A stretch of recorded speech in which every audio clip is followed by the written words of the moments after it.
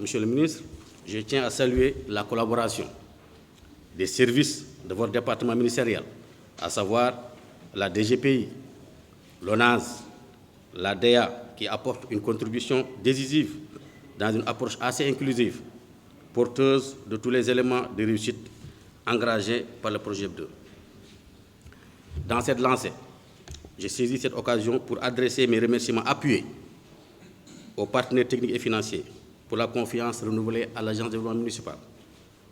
Qu'il s'agisse de l'accord de projet ou de l'accord subsidiaire,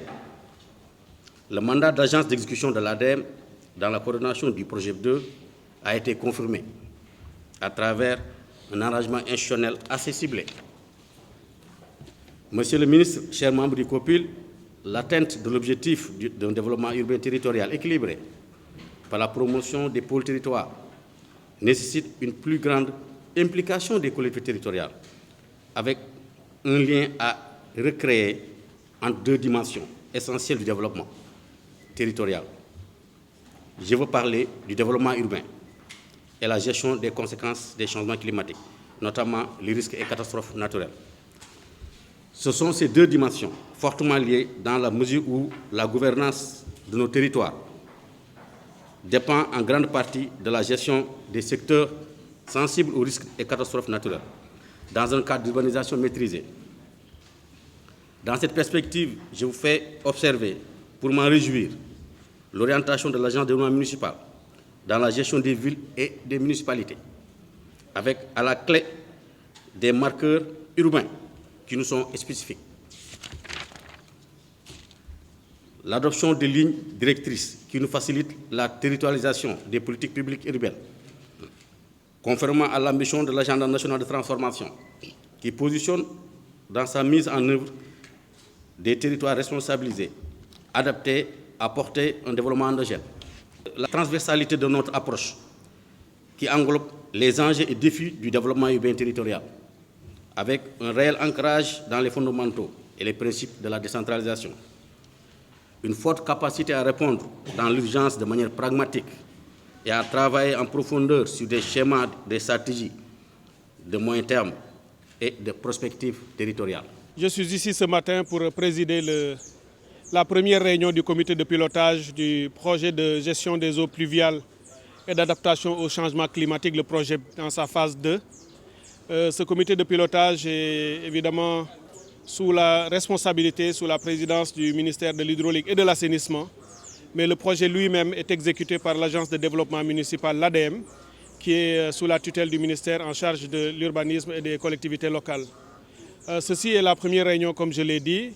et l'objectif est effectivement d'évaluer, de faire un suivi de ce projet, de sa mise en œuvre, de pouvoir valider les orientations et les décisions qui sont prises, puisqu'il appartient au président du comité de pilotage que je suis,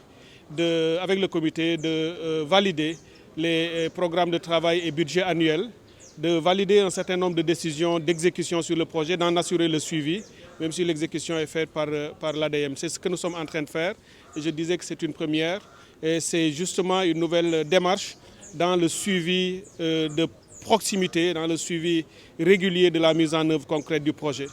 Alors, c'est un projet important puisque, comme son nom l'indique, il s'agit de gérer les eaux pluviales et de s'adapter justement au changement climatique. Le projet est mis en œuvre dans les zones périurbaines de Dakar, dans les différents départements comme Keur Massar, Pikine, Guédiawaye, jusqu'à Rufisque, mais aussi dans la région de Thiès, département de Thiès, Mbour, jusqu'à Saint-Louis. Et il couvre un spectre, une large palette de communes, justement dans tout ce qui concerne la gestion des inondations, notamment les inondations pluviales. C'est un projet dont le montant financier global est autour de 170 milliards de francs CFA, avec un financement pour l'essentiel de la Banque mondiale, mais également avec des contributions du Fonds nordique, de la Banque africaine de développement et une contrepartie également de l'État du Sénégal.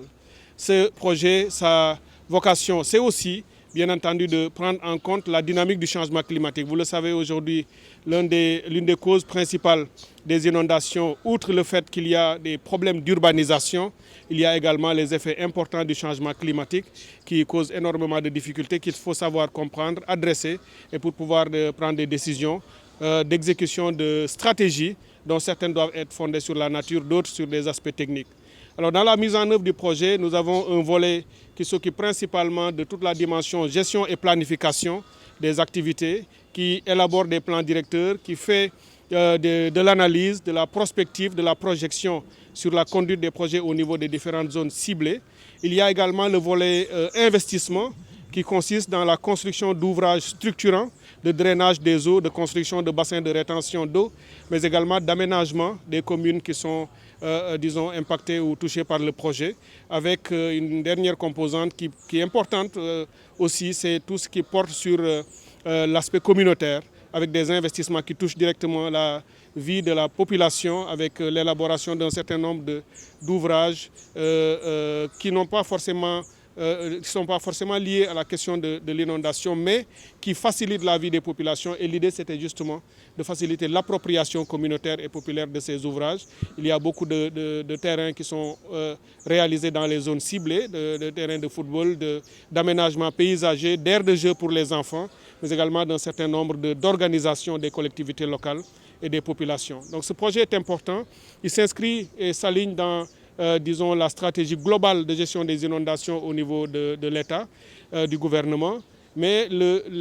aussi la mise en œuvre de ce type de projet fait face ou nous amène à prendre en charge un certain nombre de défis qui ne sont pas seulement des défis financiers, qui sont aussi des défis en matière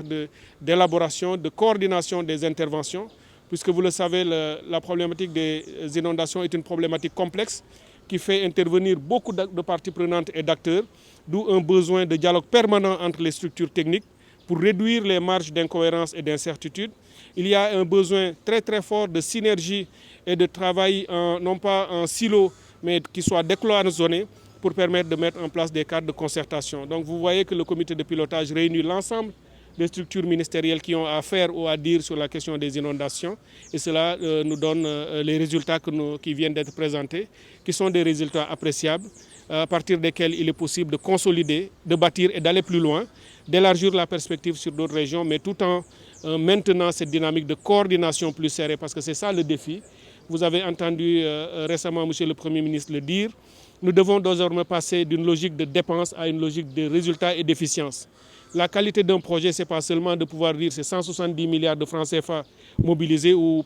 plus. La qualité d'un projet, c'est dans les résultats concrets qui ont été obtenus, avec peut-être quelquefois le moins de dépenses, d'argent dépensé, pour plus de résultats, ce qui s'appelle efficience. Donc c'est un peu cela que